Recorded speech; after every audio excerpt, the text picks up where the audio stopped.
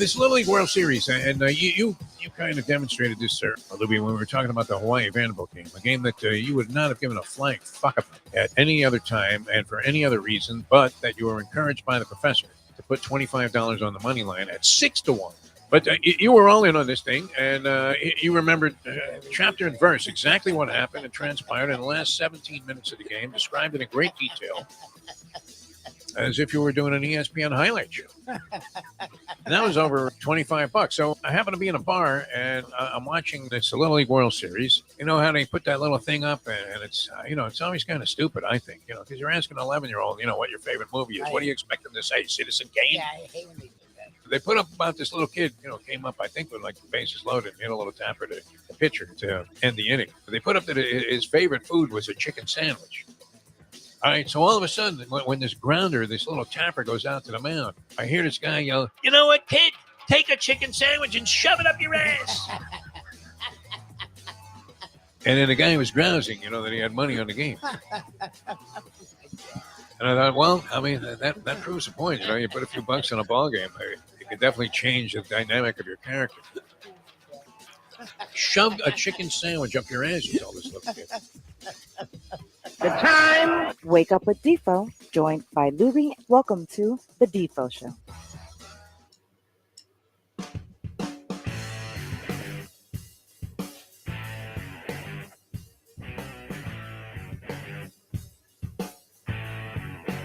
You thought I missed the start of the show, Lubie, but I was just doing my Mitch McConnell. Okay. Oh, no. Hey, Mitch, you running again? No. I don't want to make fun of somebody's health problems. It appears maybe this is the residual, the result of having that concussion. I mean, the guy's been falling, but not too many people were McConnell fans that probably are followers of this program, especially. I don't know, how much Trump bashing can you do before you lose a member of your audience, which, we need everybody out there. That's for sure.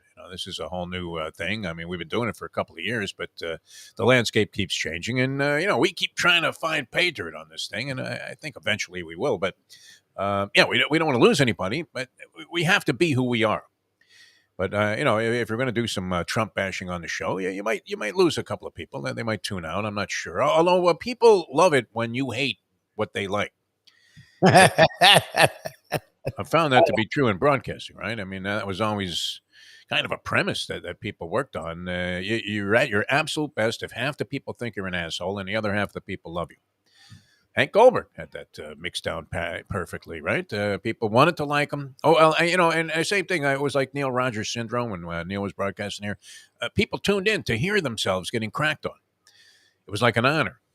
But at the same time, it was, let's face it, people have their sensitivities, right? I mean, you would much rather have somebody come on the air and broadcasting to potentially thousands of people and say, boy, that Mike Lubitz, he is one hell of a guy and a great sportscaster. Yeah, of course. As opposed to, who the fuck let that guy on the air and why does he ever say a word? Yeah, I get that. I was a program director, Ken Charles. He keeps getting big jobs, though. I mean, so maybe his opinion was something that should have been valued more. Not sure. I think he was wrong in your case. I really do. And you can't do a show like that. Anyway, good to be with you guys. McConnell, though, he froze up again. It's hard to watch, isn't it? Oh, yeah. I mean, look, should this guy be a public figure at this stage? Should he not just, sort of take time away? They were talking about how Pelosi always looked like she was loaded. And who's the senator there from Diane. Yeah. The one from California. Feinstein. Diane Feinstein, yeah. Should know, right? Is she the mother of John? No, I don't think so. Oh, no, she's not Johnson. Been around a long time. But, look, maybe the time has passed you by, huh? Is it possible, Chuck Noll, that the game has passed you by? It's possible. Yeah. Right? You're still running the ball in an age where, where Bill Walsh is throwing the ball 90% of the time and having success, the likes of which nobody had ever seen before, unparalleled. And you're sitting there going, well, why don't I give the ball to Rocky Bleier? Because he's dead, Chuck. No, he's still around, Rocky Bleier. Bleier's still around. He didn't check out.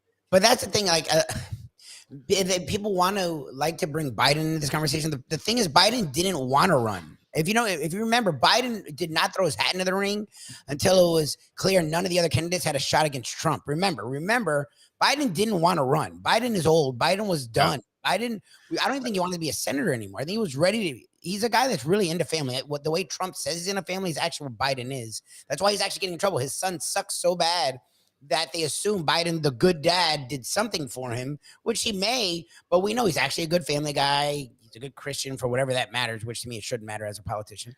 He didn't want to run. They roped him in. They're like, Biden, we fucking need you. This lunatic may win a second goddamn term, and you kick his ass in polls. I know you're old and you don't want to run, but we need you. That's different than McConnell, Pelosi, and Feinstein. Those three people have been the Republicans want McConnell. They're scared they'll lose their seat. The Democrats don't want Pelosi and Feinstein anymore. They'll win. Feinstein's California. The Democrats will win her goddamn seat. They want her out. She's too stubborn and fucking proud to retire. It's the same thing with Bader Ginsburg. We loved RBG. But under Obama, she needed to tap the fuck out so he could have replaced her. She was so proud. She stayed on thinking she'd get to the next president, and it didn't work. God rest her soul. She was the pride gets in these people's way too often, but it ain't Biden. Biden's old. I'm not fighting on that, but it wasn't his choice to run. We needed his ass to save our fucking country, which he's done a great job at. Can you imagine if Trump was in his second term while all this was happening? That's what people don't get. The country still isn't in great shape, but it's moving. It's trending upward. What the fuck would it have been with a guy that didn't give a shit about anyone but himself? Like Feinstein, Pelosi, and McConnell. No way. I mean, Mitch, it just doesn't look good. It's not a good look in public, is it? Well, you're standing up there and you're afraid the guys are going to check out right there at the podium. Like, to me, it's sad. Like, and the question was, are you going to run again? That was the irony of it. And he was like, huh? Well, that's the question. Well, there's your answer right there. Oh, come on, find somebody else. What is wrong with these people? It's amazing. Anyway, that was sad to watch. We look, as a human being, does anybody deserve to be have people rooting for them to fall apart or whatever? I certainly don't. I would be much happier if Mitch McConnell was a normal guy, had views that I could at least see some substance to, and wasn't always waffling back and forth between defending this right-wing agenda and then sometimes snapping back into reality and realizing that that Trump guy is crazy. But no, it doesn't look good. He looks like he's kind of withering away, doesn't he? Mitch? Yeah, he does. He looks like a shot fighter. Biden is. Biden stumbles and he falls, but he will throw a one-liner. He exercises every day. He actually is in better shape than they give him credit. McConnell's not. McConnell, it's freaking sad to watch him up there just like standing there lost, dazed, and confused. Like, it's sad. Yeah, 80 years old, he's still on a bicycle, so I give him some credit for that, right? I mean, he may fall off the bike, but nonetheless, I hope I'm doing that when I'm 80. I got to keep this thing going. It's closer than I would care for it to be. That's for sure. And I love the fact that now the Republicans are going to switch their agenda and attack Biden for his age, because they don't really have many platforms that they're standing on other than to say that, all Democrats are assholes, which is fine. They may believe that, but it's really not something of great substance, that whole position. And they're going to run a guy that's 77. It's up on like 91 criminal indictments. Like, I don't know. He's 3 years younger, this guy. And appears to have lost it completely. I mean, from the standpoint of being, mentally stable. I mean, this is a guy that stood there and watched cops being killed while he said, "Oh, look at that, they love me." That's insanity, my friends. And look at insanity. About health, Biden actually looks like he's healthy. Trump doesn't. We have to fight over his weight. That's how fucking fat he is. Do they have a Burger King in the prison commissary? I'm not sure. Oh, he's a McDonald's guy, isn't he? Like McDonald's. Yeah. All right. Interesting stuff all the way around. You have the college football season gets underway with the official week 1. They had some games last week. Those were under the banner of week 0. Yes. Which the games do count. We saw Notre Dame crush Navy. We thought Navy might be in there with a shot. We were sort of convinced ourselves of that. That was a foolish mistake. We did get input about, and I probably would have never looked at this game, Hawaii and Vanderbilt. I have seen a variety of theories about Vanderbilt that have all been very successful in terms of betting against them. And our guys fell on one of them, which was that Hawaii was a much better team than the blowout of the previous season in the opening week would have indicated. And that even though they were traveling now to Vanderbilt's home turf, they were going to put up a much more representative showing, and to your delight, well, not to your delight, Lou, because you got sucked in on the money line. Because what's winning money is one thing. I guess is there any excitement in putting up 110 to win 100 for a guy that goes to the racetrack? That's not a particularly exciting proposition. Which I don't know. Are horse racing handicappers and guys that are into horse racing in general, are they patient enough to play football to make a profit? To Oh, no. play betting lines in football and make a profit? Because what's the first thing you hear when some guy's screaming and yelling and go, "Come on with that four! Come on with that four! Come on with that four!" The four wins and goes off at like even money. And all the other guys at the track that are holding losing tickets are going, "Hey, you know what? Who gives a fuck? That was the favorite." Yeah, but he's the only guy cashing. But he Okay, won. but it's not exciting to a horse player to cash an even money ticket. It just isn't. I know. Yet guys will go and spread money all over the place. Not that I would be guilty of this, and end up, making even money on a bet that paid larger odds, but they had so much money into the race that even though they hit the exacta, they got back twice what they bet, and be celebrating. Well, yeah. But I don't know. It's not complicated enough for me to just bet a game straight up. And I'm not inclined to bet, what I would consider to be significant amounts of money. I don't know that I've ever put like 200 to win on a horse.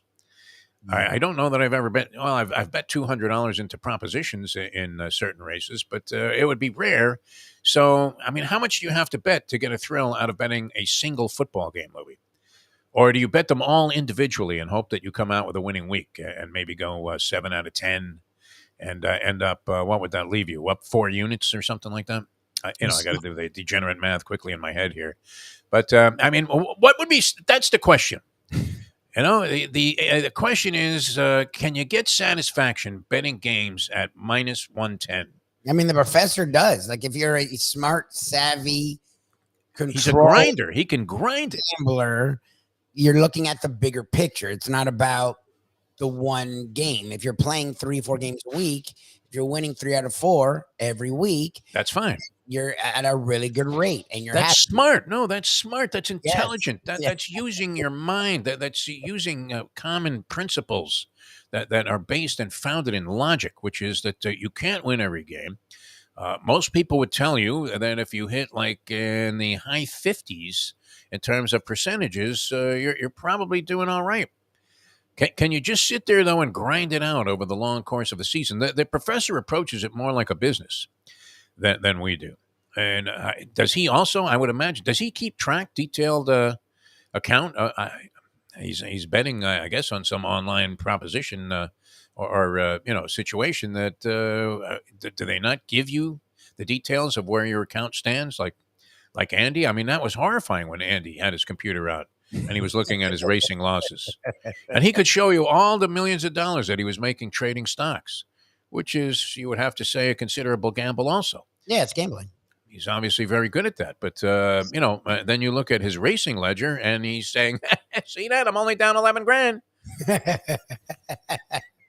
think that's 11 grand. You just, if you stacked up 11 grand and put a match to it, would you feel good about your day? No, please don't do that. I don't know. I have a lot of places for it if you don't want the 11 grand. All right. So if you were approaching tonight, Lubie, what would you do? I mean, would you get involved in any of these games? You have UCF. They are laying 35 and a hook against Kent State. For dead in Ohio. Right? Kent State, which you'd have to figure that this is Patsy City here. Would you lay 35 and a half there? Or take the points and hope that Kent State could put up an early score, maybe a field goal, something, just anything to put something other than a 0 on their side of the scoreboard and hope that they could contain UCF the rest of the way? Or is UCF out to make a statement, Lubie? And they're going to rub Kent State's nose in this thing. UCF is at home. NC State and UConn. I have a guy here that wrote a brilliant theory, Tom Casal. The Action Sports Bury America campaign says take the 14 with UConn. You want some of that logic, Lubie? Yeah, is UConn better? I haven't heard anything about UConn in years. Well, they got Jim Mora Jr. I think he did make some strides forward from who was the clown they had there before that was like 3-65? Edsel, who was good, then left, and then came back and was dreadful. Randy Edsel. Yeah, that was a disaster.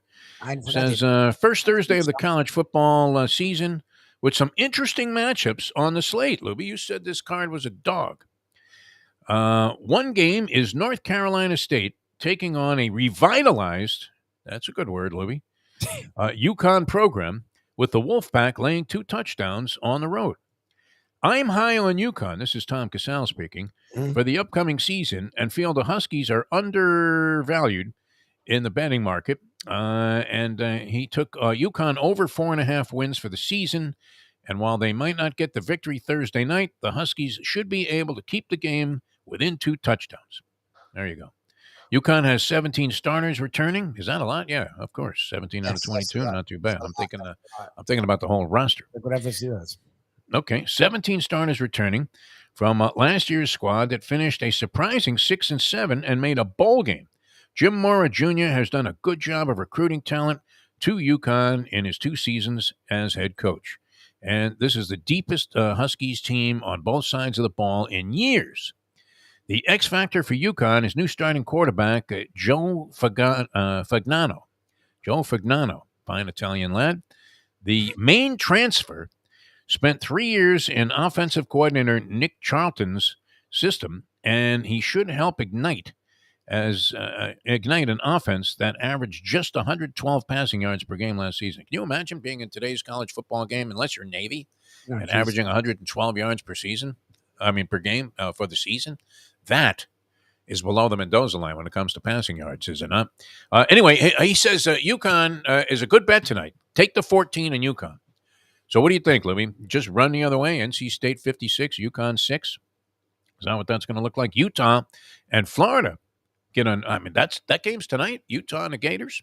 Them Gators. Where is our Gator contingent out there? It was going to be great because Utah was going to annihilate the shit out of them, and now Utah doesn't have their fucking quarterback, who's their entire goddamn team. So that game actually should be a dogfight, which is freaking annoying. Utah's at home against them Gators and laying 4.5. Utah was a good team last year. Weren't they in consideration for the championship right to the bitter end? Cam Rising is one of the best quarterbacks in the country. He's like 40, and he came back, even though most people thought he was gone, but I guess the COVID thing still allowed him to come back. And I guess he got hurt in the fucking bowl game, so he still has that lingering, which is annoying because they would have annihilated Florida. It would have been a shit show.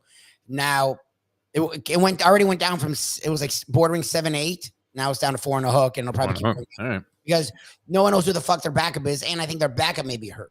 So actually, and who's replacing Anthony Richardson as the Gator quarterback? Do we have any idea? Oh, the guy Mertz, the guy who sucked at Wisconsin. That Wisconsin. Okay, great. So they got another team's horrible quarterback as a cast-off. Huh? What? Florida's going to be rough. Like, don't get me wrong, but Utah not having a quarterback makes this game a lot closer than it should have been. Okay, so far, what did we decide, Louie? What are you going to do in the UCF game? Are you going to lay the points? Yeah. Kent State. 35 and a hook. Okay. UCF wants to show that they are a real team this year. It's a whole thing. They've recruited much better for this upcoming class. Yeah, UCF. It's their first year in the Big 12. The last year with Texas and Oklahoma, so they want to show that they belong. I think they're going to annihilate Kent State. I'm glad I'm counting on you as my college football expert here. I mean, we'll have the. You do follow the sport more closely than I do. That's a certainty. I don't know that it helps you so much in the betting angles. NC State, UConn. Did you buy this guy's argument that UConn is much improved? Jim Mora Jr. has them going in the right direction. They got this quarterback transfer from Maine. They only averaged 112 yards passing last year, which is abysmal at best. Now they're going to be much improved in that category. They should stay within 2 touchdowns. How's NC State? Do we know anything about NC State? They're supposed to be pretty good. Who's coaching NC State? Is it that guy that's been there there was a guy there forever? No. Who was a venerable coach? A decent year who's done a really good job with them. They're supposed to be a pretty good program, and they're supposed to be pretty good this year. They lost I think they brought back their quarterback, Devin O'Leary, who was actually supposed to be a great quarterback last year and sort of was I think NC State kicks their ass. Yeah, I think I like him here, and he's the kind of guy that can make UConn better.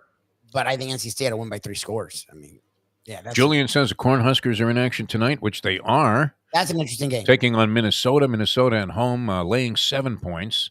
Utah 4.5. So are you inclined to take the Florida Gators? Can you do that? I'm not going to touch that game. I would lean Florida now. It's annoying. I want your 4-team parlay, your super lock of the century, opening night parlay. And here we are telling people, don't go insane. Don't be stupid. Yeah, Money management is a key. Don't bet parlays. And the cliche is so true. That standard line about, they send a taxi for guys that are betting games, against the point spread. And they send a limousine, the casinos do, for anybody betting parlays, even if it's only a 2-teamer. Let's complicate the matter and do an exponential raise in the luck factor, cubing and squaring the luck factor every time you add in another team. So I like hitting a pick 5 in racing. How many times has a guy come up to you? Hey, I had 4 out of 5, man. Can you believe I left out the 2? Exactly. Shouldn't you put the 2 in every race if you're one of these people that comes up to me at the track and shows me your losing ticket? Because it's always the 2 that they left out, is it not? Have you found that to be a common denominator? No idea. I can't believe I left out the 2. This is your world. I don't deal with that. So put them in once in a while, you asshole. I mean, get your ticket out of my face. I don't need to see it. Here, I got a bunch of losers myself. You can take a look at these and see what you think.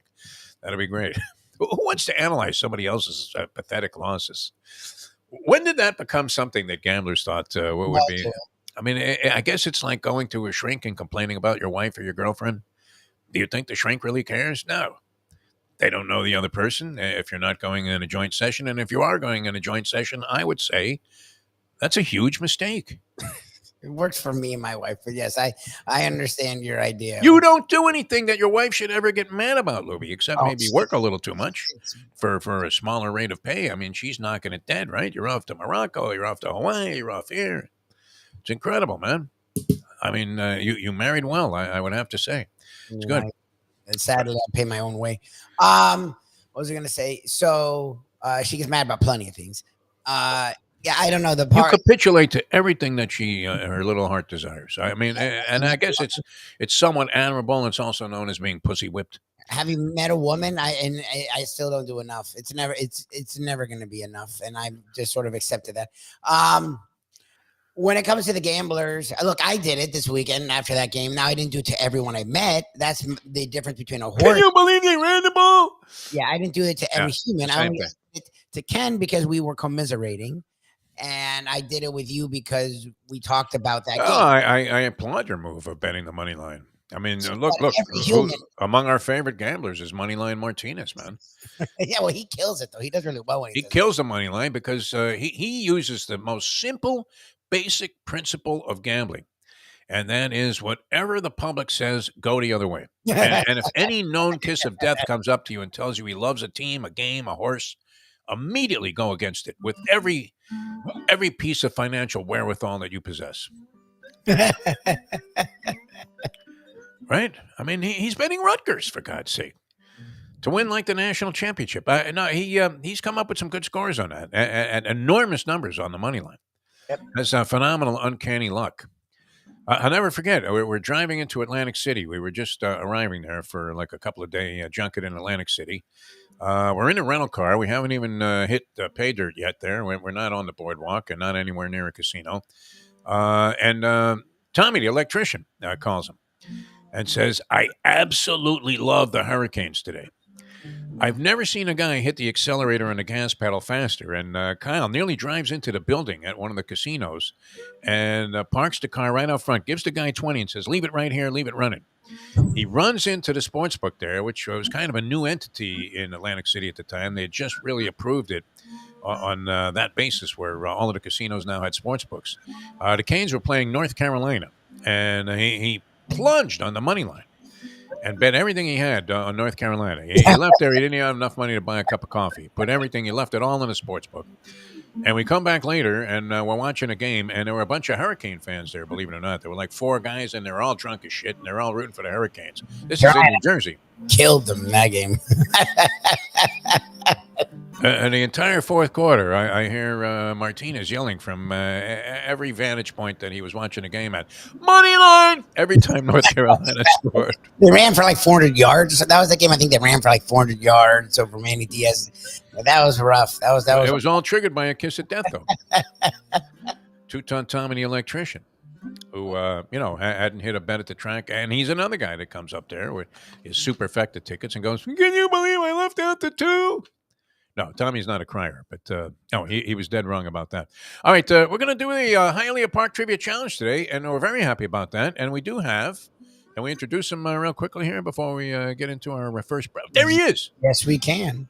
The handsome one himself. Not Do you sure find it to be true, Gurggles, that when a guy shows you his losing tickets, which you have even less patience for than I do, at the track, is it always the two that they left out? I don't know. I turn away when they say, "Look what I had." I don't want to hear it. I mean, every story he's got, I got another one. You know, so I don't want any part of it. That's it. I don't want to see your losing tickets. I don't need to see it, right? No, I don't know. No, I don't need to see it. You got a really good story, sit down, buy me a beer, I'll listen. But you just want to show me, look, I had the 342 and I should have had the 234. And no, forget it. Get lost. Can you believe I didn't put the 2 on top? Yeah, I don't suffer easily. You're crying elsewhere. Are you? You're not a big football bettor, are you? I mean, you're strictly horses. I don't bet sports. I do not bet sports. I root for them. I'll watch my Eagles play on Sunday afternoons. I'm a big Dolphin fan as well, and I have opinions, but I don't bet sports. It's just I never seen a bookmaker driving a Ford Escort. They all got Cadillacs. Thank you. Yeah. The only place you run into bookmakers around mid-season is at the boat show. Yeah, exactly.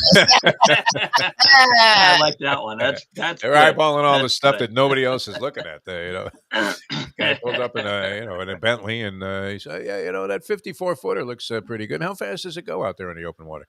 They're usually doing Speaking of bets, yesterday Saratoga, the third race, finally Leslie's Loot was a winner. Oh yeah.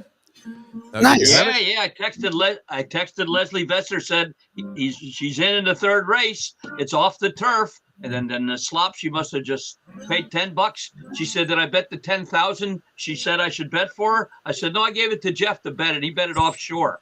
So she'll be calling it. I bet I backbailed the horse, of course, thinking that everybody likes this horse. So let me put her second there with everybody else. All right, well, congratulations on that pick, then Dave Gurggles. Yes, good for Leslie. Yeah. How'd you make out in the Travers? That was your horse again, Arcangelo. Did you have him back? Disarm ran second. I bet Disarm.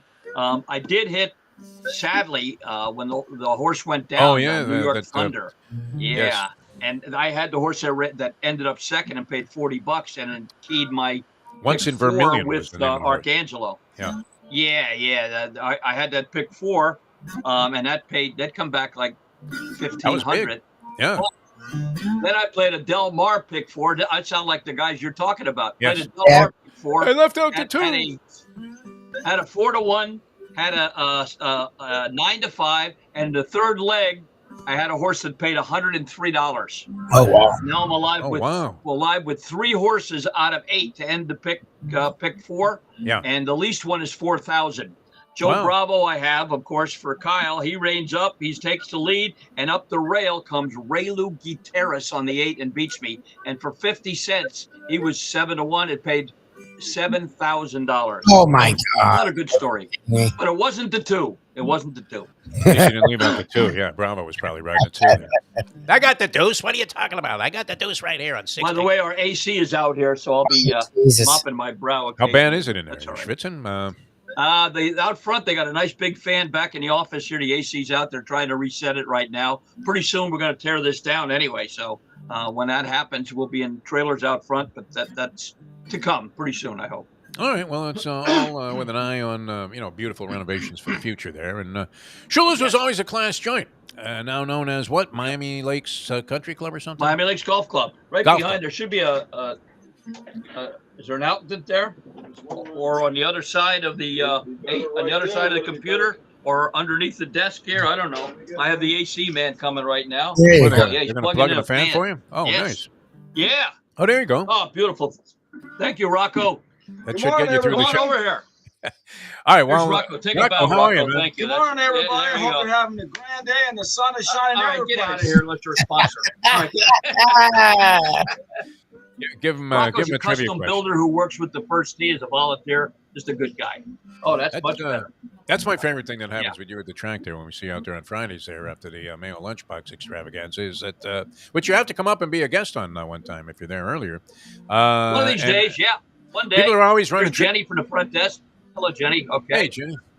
People are always running trivia questions by Gurggles. It's great. All right, we're coming back with more. We'll start the trivia challenge. You can dial us in if you want to play. 954-417-0070. 954-417-0070. That's Dave Gurggles. Gurgley, Hialeah Park Trivia Challenge gets underway. We have a Landlubber's gift certificate to give away. Lubie's got that.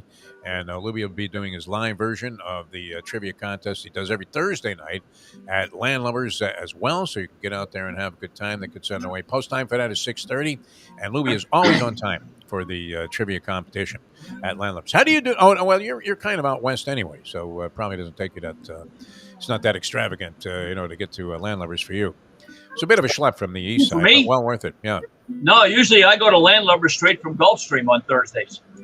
Get there in the afternoon. Today is opening day, by the way, for Kentucky Downs. Oh, nice. Okay. One of my favorites. Yeah. Is that the one where the stretch never ends and they switch cameras? Right. And you think the race is over, and you go, I got it. Be better. Yeah, and then they're still running. Like, wait a minute. All grass, though, which we like. There's a whole nother race going on here. All right, coming back with more and the trivia challenge in a moment. Now that. The time. 31. Ponies in Style at Champions, the outstanding simulcasting room at beautiful Hialeah Park. Yes, the grand old lady of thoroughbred racing has never been more vibrant, and you can wager on the races from the top tracks around the country while enjoying a cocktail at the Brass Rail Bar or any of the fine food served throughout the facility. If poker is your game, you're covered in style, and you can play all your favorite Vegas-style games, including blackjack, craps, and roulette, in Hialeah Park's sizzling hot casino.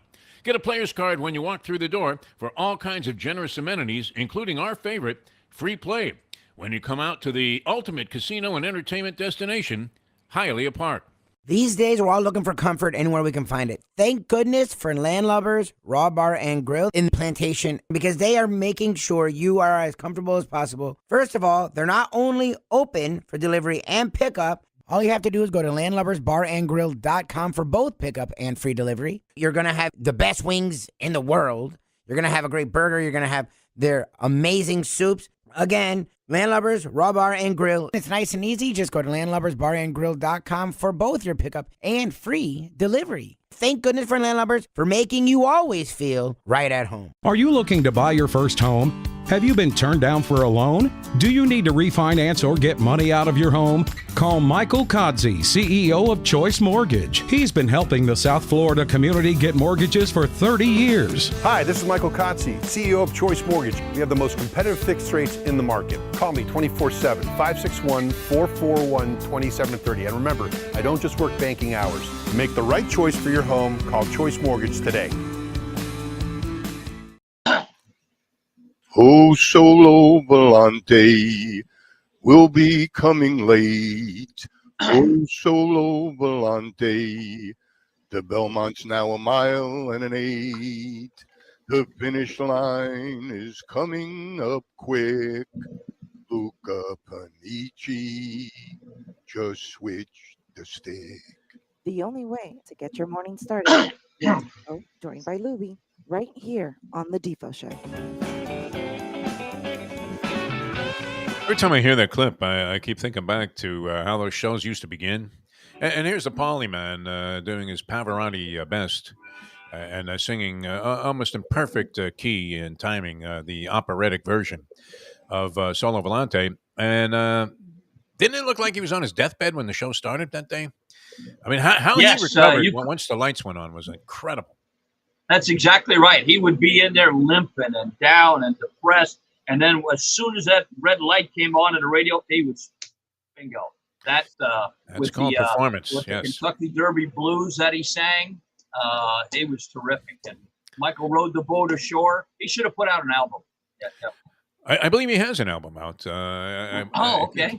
Yeah, it was confiscated by the Internal Revenue Service as they were combing through whatever assets they thought the Polyman had to try and, maybe crawl back, some of the money that was left off the table over those years. But no, he's doing fine, and it's great. And vows maybe to make a return to the program. That's imminent, I believe. All right, Gurggles, ready to go here. We have the number if you want to give us a call, 954-417-0070. And we're going to get into the Hialeah Park Trivia Challenge. Great things happening at Hialeah Park. Every time I see their Facebook post on their Facebook page, somebody's getting paid like some giant amount of money in a jackpot. And it's not just the Royal Reels anymore. I mean, all kinds of different machines paying off there. And Steve Calibro has these machines calibrated at a point where they can only be fueled by their own desire to lose money or redistribute it back to the public here in gigantic proportions. So casino's hot. Great place, of course, for thoroughbred racing. Champion simulcasting room, food and drink off the chart there. We do have to get Mayo down there to try one of their Cuban sandwiches. I believe he is a fan of the Cubano that is served at the Junior's Bistro, I guess, is that whole thing is all part of the same, little area there, a dining area, Junior's Bistro. Is it the Havana Cafe? Is that what they call it downstairs? Yeah, and don't forget the promotion they got right now. Go in there and take a selfie with the $1 million, and you could win $1 million. They've got a little cage with $1 million in, and they'll have 10 people qualify. You can find out more about it by going there and take your picture with it. It's a great promotion.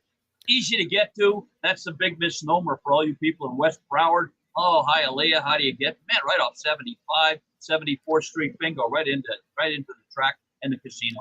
Real nice area. You got it fixed up, very secure. So, you're missing the boat if you don't get to Hialeah. Me, I am, 95 to 103rd Street. And then 103rd Street is an interesting ride. But as soon as I see Hialeah High School, the home of the thoroughbreds, I see that sign on the fence. Whoosh, I shoot a left right down East 4th, which is now a part of it is known as like John Brunetti Way. I believe they renamed part of the street in honor of the great sporting icon, John Brunetti Sr. And then, boom, right into Hialeah Park, and you feel like you stepped off the face of the earth and into some kind of divine utopia. It's absolutely a beautiful place to visit, Hialeah Park.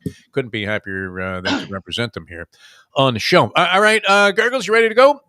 This is the deal. Yes. Gurggles has the questions. You guys dial us up if you want to play, 954-417-0070. And the top 2 point totalers will find their way into the finals here. If we don't get anybody with a decent total, we go back to the random phone scrambler. So you're never really out of this game. And you may as well get into it. And we're going to start with Dave Gurggles Gurgley in the traditional fashion with some in honor of the Polyman. Easy baseball. Let's take you back in history when Lyndon Johnson was our president, and one of his greatest accomplishments was passing the bill with the war on poverty. Well, this quote relates to that. This 1964 Mets manager, when asked why he thought President Lyndon Johnson was in attendance at a Mets game, said, "That's easy. He wanted to see what real poverty was, so he came to see my team, the 64 Mets." What's that? Could only be Casey one man. Stengel, Casey Stengel, Casey Kasem, Ben Casey, or Casey and the Sunshine Band? Gonna dedicate this song to a little dog named Joey. All right, here's a random phone scrambler, and back in town from just what looked like a wonderful trip. Does everybody have a great time in Saratoga? It seems like speaking of utopia, that's the place to go. Lenny, the Saratoga Chronic, here with us on the show. Yes, sir. We had a great time out there. Actually hit a couple of races. Gurggles helped with an exactor of ours. Nice. Storm. But we did win that. We also won on that race where, unfortunately, the horse fell New down. York Thunder, yes. Ended up having to get killed. What do you do in that situation? Are you allowed to cheer in that situation for your win? What do you do? Trying to show some respect for the animal. I had a friend that actually helped key for him. He didn't even have this 5-horse in his equation, and he ended up winning $17,000 on the light pick 5 because that horse was like 20-1. Once in Vermilion, who was shipping in from Presque Isle or something, some obscure track that came in there and won a stakes on Traverse Day. I think you should be discreet about it. Be happy that you won, but we were quiet. It'd be nice to have some empathy for the animal. No.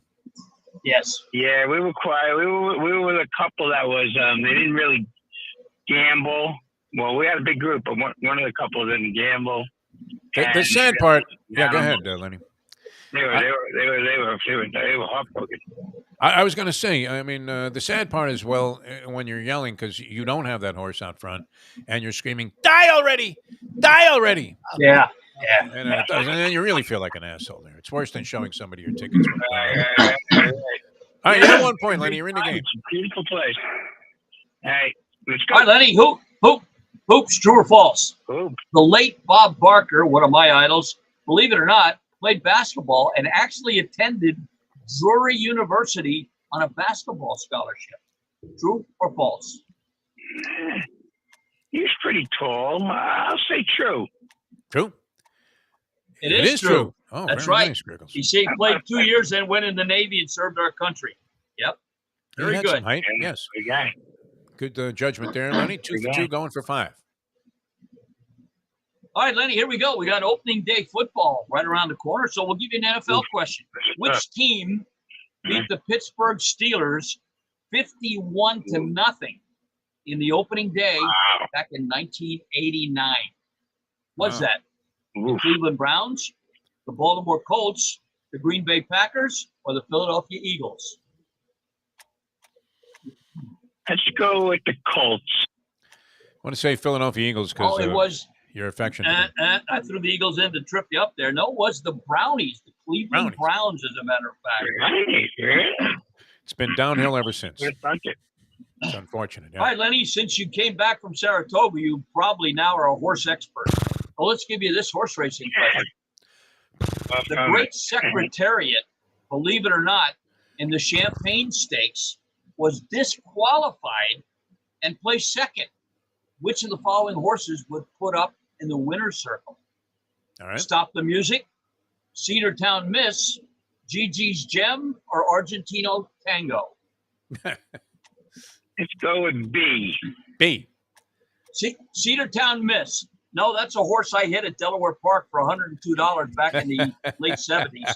It was actually Stop the Music, the A horse. All right. Lenny, back from Saratoga, but unfortunately back with only 2 points here. So wide open to get to the finals. You can jump on board if you want to play. 954-417-0070, the number to call if you'd like to play the Hialeah Park Trivia Challenge. Lubie's got the Landlubber's gift certificate. He's going to gladly distribute to the winner of today's game. And you may even find him there at Landlubber's tonight, which is Pine Island and Sunrise, right, in Plantation. Pine Island and Sunrise in Plantation. A great place with a wide variety of food and a degenerate feel to it, as Alex Sufrene, a degenerate's dream when it comes to having all the games and the screens. And you're thinking, why is he showing that WNBA game? And you realize it's because he has action on it. My kind of place, man. Really a good spot. So check it out for yourself. It's Landlubbers, and Lubie will be there tonight, 6:30, with his live version of the Trivia Challenge. All right, you want to keep going here, Gurgs? Let's do it. Next set of questions. Are we done? Dave Okay. Gurggles Gurgley. All right, football. This Hall of Fame running back, and this is a flashback. Hall of Fame running back, while he was getting married at the odd hour at 11 a.m. in the morning, said, I'm getting married at 11 a.m. because if it doesn't work out, I don't want to blow the whole day. What's that? The late, great Paul Hornung, Paul Gasell, Paul Massell, or Les Paul? Hornung was great, man. Loved running into him at the track. It was always an honor. Yeah. All right, here is Ron. Ron is up next here on the Hialeah Park Trivia Challenge. Good morning, Ron. Good morning, fellas. Let's go with A. Correct, sir. You have 1 point, and way to start things out. All right, Ron Hoops. You remember probably Sister Jean from the Marquette and March Madness, where she would sit there and read. Well, she's resurfaced at a Cubs Brewers game and threw out the first pitch at the tender age of 104. True or false? Let's go true. It is true. That's right. She did. She threw it out just the other day. God bless her. From a wheelchair. Did we ever Yes. come to a conclusion or anything? Did we have any definitive findings, Lubie, in our investigation as to whether Sister Jean actually ran a brothel in Las Vegas in her youth? There had to be some dirt. The Republicans have a committee. They're trying to dig up dirt on Sister Jean. And I remember their slogan at the brothel, though. It was no pay, no none. You get none. Yeah, that's right. All right, 2 for 2 here, Ronnie. So far, some sharp players, but still nothing worth being in the finals. So we search for that man with your 3-point question. All right, baseball, Ron. On June 13th, Shohei Ohtani hit for the cycle for the Angels. Who was the only player in Angels history to hit for the cycle twice as a member? Twice. Of the Angels? Okay. All right. Yes. Was that Dan Ford, Dave Winfield, Mike Trout, or Jim Fregosi?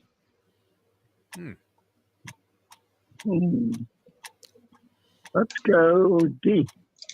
Could be Fregosi. Yeah. D, you That's said? right. It is Fregosi, yeah. 64 and 68, he did it. He was a good player until he got traded to the Mets for Nolan Ryan. And after that, he fell off a cliff, and Ryan went on to, like 11 Cy Youngs. It was unbelievable. Great trade in Mets history. One of the all-time classics. Lou Brock for Ernie Broglio, maybe being the only other one that was significantly lopsided like that. All right, going for the sweep here, Ron. 5-point question. Hi, Ron. Hockey. Which NFL player was given the nickname the Roadrunner? Roadrunner. What's that? Phil Housley, Maurice Richard, Yvonne Cornwallis, or Al McGinnis? The Roadrunner. Go Maurice Richard. No, he was. Let's say Cornwallis. Cornwallis is exactly correct. Yvonne Cornwallis. I was a huge Cornwallis fan. So hang on, you may be in the finals. All right, Ron, with 5 points there, first total worthy of being in the finals, and that leaves it pretty wide open here to get there. So you can jump on board if you'd like to play. 954-417-0070. 954-417-0070 if you'd like to play the Hialeah Park Trivia Challenge. Now, one thing I know that Gurggles likes to do, and I would imagine this was very much in vogue during your visit to Saratoga there, although I didn't see any pictures of you. Did you offer James Graham one of those Perdomo cigars? I did not. I did not. He was getting ready to go on a mount, and there was kids there, and he had an image to maintain. I said, I'll see you in the winner's circle afterwards with a Perdomo. But there's me. You don't have to go to the Maldives to get a Perdomo cigar. All you got to do is go to 5150 Northwest 167th Street, right off the Palmetto, on the south side, a little east of the Home Depot. I'll be there tomorrow saying hello to the gang, picking up a cigar for the weekend. And I'll also have a cigar and another plug here at an upcoming business networking golf classic called the Martini Golf Classic. I'll be smoking a Perdomo cigar, doing my Beat the Broadcaster. It's at Weston Hills, October 2nd. And if you want to get a Perdomo cigar and get involved in that classic, call Doris at 954-240-4853. That's for the Martini Golf Classic. But if you want to call Perdomo, real easy. It's at the bottom of your screen, 305-627-6700. Stop in, see Nick, see Nubia, go into that humidor, and they'll help you with the greatest cigar you've ever had in your life. Connecticut wrapper, Maduro wrapper, Robusto, Churchill, whatever you like. They make them perfect one at a time. So this weekend, as you're watching college football or you're watching the horses run, put something great in your mouth with a cigar from Perdomo Cigars. All right, playing more of the Hialeah Park Trivia Challenge in a moment here on the Defo Show, Thursday edition. Tomorrow, Degenerate Friday, and we'll have all of our handicappers appearing, including the great Mark Lawrence, PlaybookSports.com, always great with the trends. It was a full moon. I guess, he might have some wild stuff after the King Blue Moon or whatever that was last night. I didn't get outside to see it. The only thing I saw was that was in blue. Unfortunately, it was in teal, and it was the Marlins stinking up the joint once again with 0 runs through 10 innings. And this David Robertson, my God. I'd rather have Cliff Robertson come in out of the bullpen at this point. It was a disaster, and unfortunately, the wild card is flying the coop with wings. All right, coming back with more Hialeah Park Trivia Challenge. That's Dave Gurggles Gurgley in a moment. Now that. Thank you, Johnny. It's 7:49. Folks, Tony Segreto here. Let me ask you a question. What do you look for when you go out to eat? Good food, obviously, friendly atmosphere, not too loud, but good energy, reasonable prices, and a place where you feel comfortable. All those ingredients, no pun meant there, are hard to find unless you're talking about the Texas Roadhouse. You see, they encompass all of those attributes. Really, really good food, amazing atmosphere, good for a family, good for a date, or just a night out for yourself, and prices that will make you extremely happy. Their ribs, unmatched. Steaks, hand-cut every day. Everything, and I mean everything, is made on site, including their incredible bread. It's the one day, folks, that you can forget about low-carb diets. Trust me when I tell you, Texas Roadhouse, your restaurant, your destination when you say, where should we go and eat tonight? From the newly renovated sports bar to the beautiful bayside views captured at the Tiki Bar, Jimmy Johnson's Big Chill has it all. Located at mile marker 104, the Big Chill also offers waterfront dining while experiencing breathtaking sunset views of the Florida Keys. It's simply the hottest spot in the Keys to cool off. That's Jimmy Johnson's Big Chill at mile marker 104 in Key Largo. For more information, call today at 305-453-9066. I have sinned against you, my Lord. The only way to get your morning started is with Defo, joined by Lubie, right here on The Defo Show.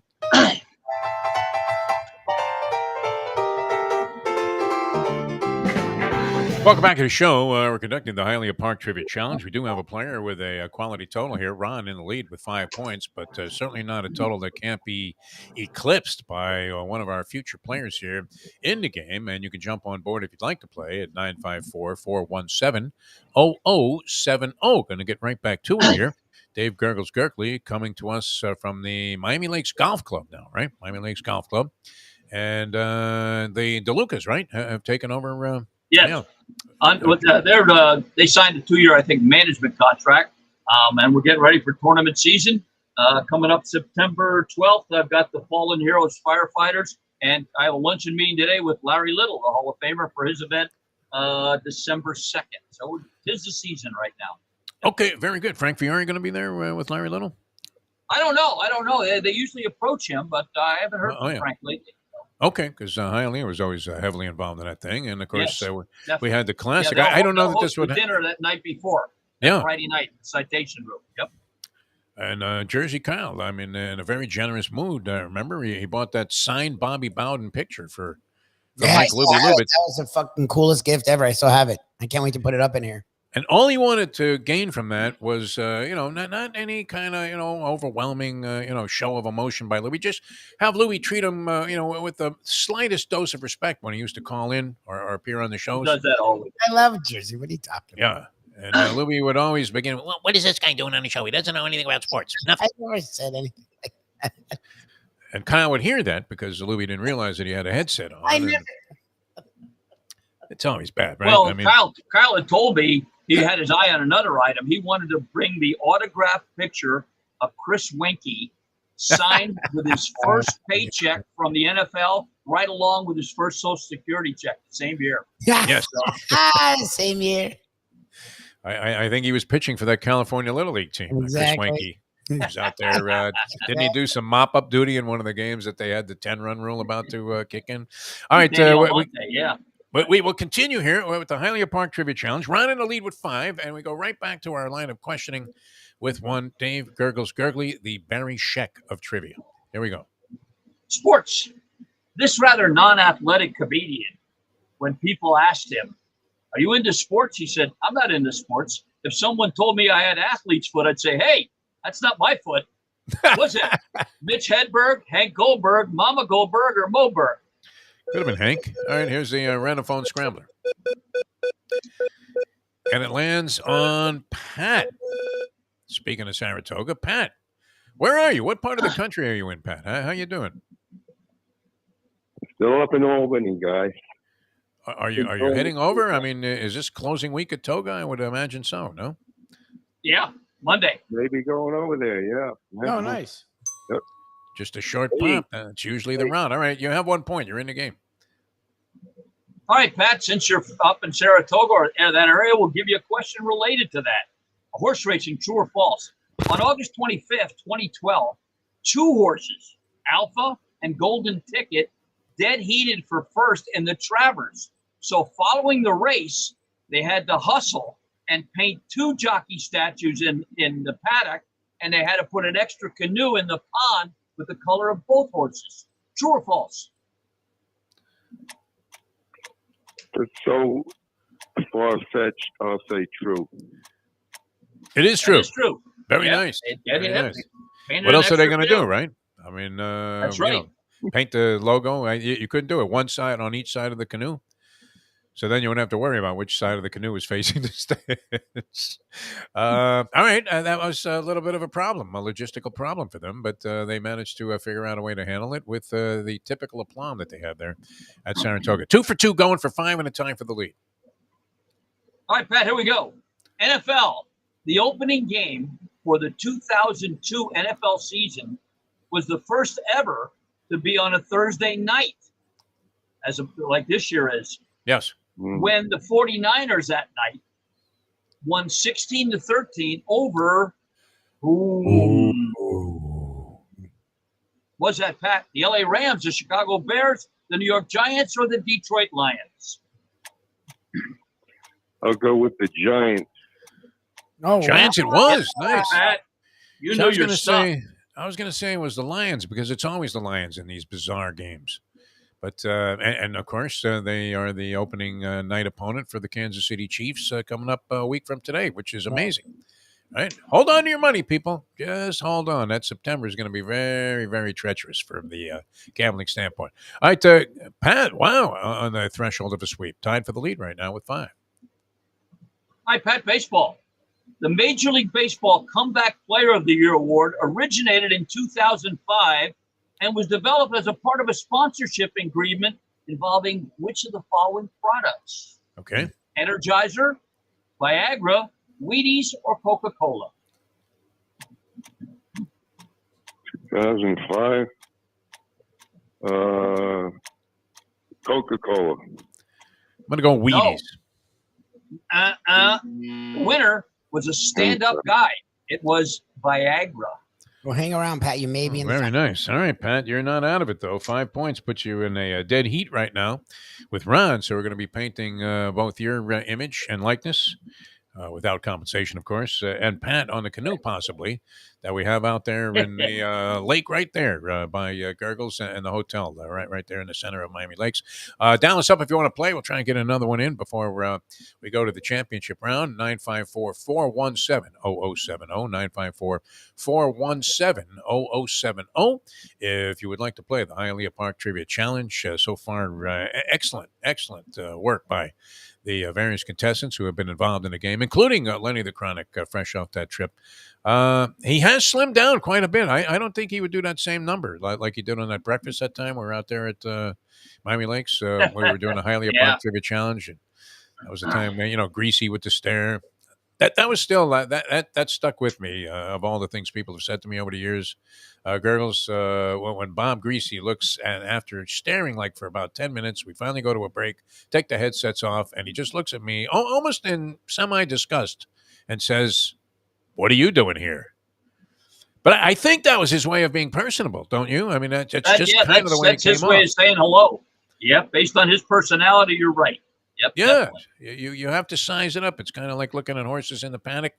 The great Jim Milner, the late great Jim Milner. Remember, he used to handicap in the Miami News, and he was always around the racetrack there. And we were talking about horse body language, and he said, when you're looking at horses in the paddock, you have to look at them as to how they look compared to themselves. In other words, there are certain people, they always look like schleppers. It doesn't mean that they're not ready to perform. And so he said, you'll see a horse and he looks kind of thumpy and down and, he's limping along. But if he always shows up like that and still wins, then fine. Then don't misjudge him. All right. Let's just go ahead and wrap up the game here as in terms of contestants as Gurggles fires off our next set of questions. Football. This sports writer on the poor attendance at an Arizona Cardinals game pondered, if Mark Folger throws an interception in Sun Devil Stadium and nobody is there to see it, is it still an interception? What's that? Jeff Gordon, Jeff Hyde, Jeff Torborg, or Ron Bloomberg? I'm going to roll the Renophone Scrambler. And this is always encouraging, a very encouraging sign that he's up early in the morning here and ready to roll. And that is among our favorites all time. The great Andy joins us here on the show. Andy, how are you? I'm great. How are you guys? I'm okay. I feel better now. I'm to hear emboldened and heartened by the idea that you're on the show because I don't think you responded to my message last night, which was the simple query, "Are you alive?" And I get nervous when there's no response in 24 hours. Oh, you did say something? Okay, good. Yes. No. I guess the answer is yes. Okay, yeah. Yes. Rumors ever passing, greatly exaggerated. I didn't know how to answer. I wasn't positive. No. But I know the answer to this question is A. Good job. That's why you have 1 point. You're in the game. Good job, sir. All we go. All right, Andy, football, true or false? Former Giants quarterback, Florida Gator quarterback, and host and Bachelor, actually, now host of the Bachelor show, has suggested a brand new Bachelor for next season. Tom Brady. Wow. True or false? God. Wait. What'd you say about Jesse Palmer? Right? Yeah. I said he was the host, and he suggested Tom Brady be the next Bachelor. Oh, I'll go false. I'll go true. No, that's true. He suggested Tom Brady or Justin Herbert, I think. Oh, good. I mean, imagine Brady. Either of them do that. That'd be great, man. All those chicks spawning all over him. Be They phenomenal. have- How about the senior Bachelor, Gurggles? Were you asked about your availability for this? They now have the No, senior I Bachelor. was- I think it might debut like Golden either College, tonight or this week.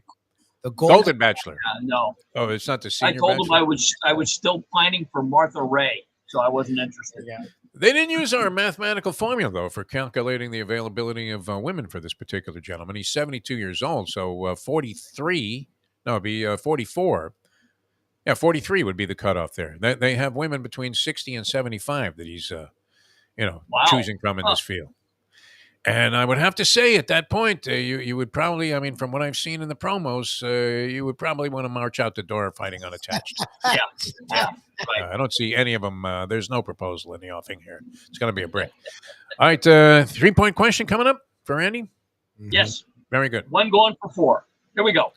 Baseball, yeah. Eddie, since 1920, only 3 players have hit for the cycle 3 different times in their career.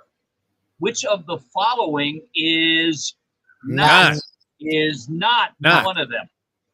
Right. Christian Yelich, Orlando Cepeda, Bob Usual, or Trey Turner? Go to Orlando Cepeda. Cepeda, yes. Right. Nice. Good Well job, done. man. All right. I don't think he hit a lot of I don't think he hit a lot of triples. Here's You're your 5-point probably right. question. Good logic. Doesn't give you the lead here. All right. Yeah. Yes. Golf. In the 1968 PGA Golf Classic, the only major Arnold Palmer did not win. Though in that tournament, he became the first to amass over $1 million in his career. Yet he lost the PGA by 1 stroke to Julius Boros, Billy Casper, Mike Suchek, or Dal Fensterwald. Oh, God. What were the first 2? Sure. Julius Boros, Billy Casper, Mike Suchek, or Dal Fensterwald. Go with Billy Casper. Casper. Wrong one. Finsterwald. Julius, the easiest swinging Boros. Yeah. All right. Thanks for getting out. All right. Good job, Andy. We appreciate it. Very All right, nice. fellas. Feel better. I'll man. see you soon. Okay, that sounds good. They Andy, will. ladies and gentlemen. All right, leaves us with a dead heat for the lead here, and these guys are going to contest the finals, Ron and Pat. Before we get into that, let's get back into some Perdomo cigar talk here, Gurggles, because it is amazing. I mean, we've gone over the story many, many times. Great history with this particular brand of cigars, but the fact that they're so prominent today in the cigar world, I remember years ago, seeing like Cigar Aficionado magazine, and they were talking about Perdomos being among the top 5 brands in the world. And there's a reason for it. They're absolutely great at what Sure. they do. Yeah, they won cigar in Germany. They won awards at the Big Smoke in Las Vegas. And they started as a humble little company, as you alluded to. Nick's grandfather back in Cuba had the business going. Nick, as you talked about many times, was an air traffic controller, very lucrative job. Decided to follow that family tradition. And since then, from a little operation off Flagler Street to right now, right in the Miami Lakes area at 5150 Northwest 167th Street, he's grown it into Perdomo or Nick Cigars, and they are terrific. 305-627-6700, the number to call. 5150 Northwest 167th Street, the place to go. 9 a.m. to 6 p.m. Monday through Friday. Saturday, Sunday, you're going out on a boat, you're going out to play golf, you're just going out in the backyard. You want a cigar? Not a problem. Any tobacconist worth their salt should have Perdomo cigars. If you're not sure, go online, www.perdomocigars.com. And this weekend, as you enjoy college football and get ready for the NFL, put something great in your mouth with a cigar from Perdomo Cigars. All right, well said. We'll come back. We'll contest the finals, crown a champion here, this week's edition of the Hialeah Park Trivia Challenge in a moment. Now that. The time. 8:05. Ponies in Style at Champions, the outstanding simulcasting room at beautiful Hialeah Park. Yes, the grand old lady of thoroughbred racing has never been more vibrant, and you can wager on the races from the top tracks around the country while enjoying a cocktail at the Brass Rail Bar or any of the fine food served throughout the facility.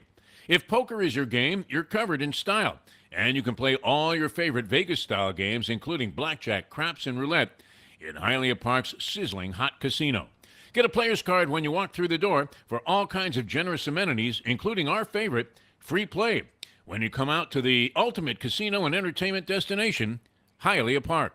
These days, we're all looking for comfort anywhere we can find it. Thank goodness for Landlubbers Raw Bar and Grill in Plantation, because they are making sure you are as comfortable as possible. First of all, they're not only open for delivery and pickup. All you have to do is go to landlubbersbarandgrill.com for both pickup and free delivery. You're going to have the best wings in the world. You're going to have a great burger. You're going to have their amazing soups. Again, Landlubbers, Raw Bar, and Grill. It's nice and easy. Just go to landlubbersbarandgrill.com for both your pickup and free delivery. Thank goodness for Landlubbers for making you always feel right at home. Are you looking to buy your first home? Have you been turned down for a loan? Do you need to refinance or get money out of your home? Call Michael Kodsey, CEO of Choice Mortgage. He's been helping the South Florida community get mortgages for 30 years. Hi, this is Michael Kotsey, CEO of Choice Mortgage. We have the most competitive fixed rates in the market. Call me 24/7, 561-441-2730. And remember, I don't just work banking hours.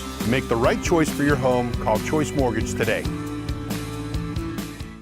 You can't fake caring. Women can sense this immediately. You don't really care. You didn't really want to do any of this. We now return to the Defo Show.